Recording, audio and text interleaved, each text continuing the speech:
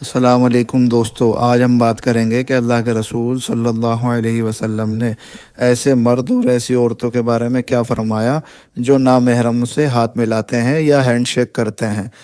आज की हदीस है, हमारे प्यारे नबी सल्लल्लाहु अलैहि वसल्लम ने इरशाद फरमाया, किसी गैर महरम औरत को हाथ लगाने से बेहतर है कि किसी शख्स के सर के अंदर लोहे की कील ठोक दी जाए।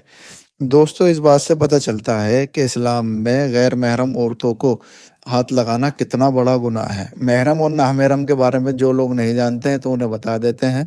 महरम की कैटेगरी में एक औरत के लिए कौन कौन लोग आते हैं। उसका शोहर आता है जो उसके लिए महरम है, उसका बाप, बेटा, भाई।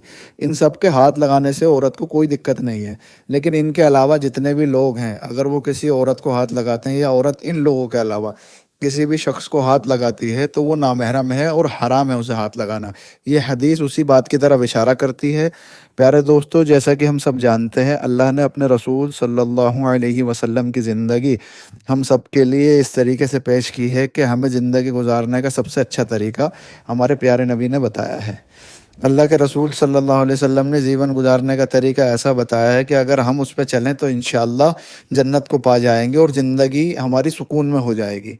अल्लाह ताला ने अपने प्यारे रसूल सल्लल्लाहु अलैहि वसल्लम की ज़िंदगी को हमारे लिए उम्दा नमूना पेश किया है।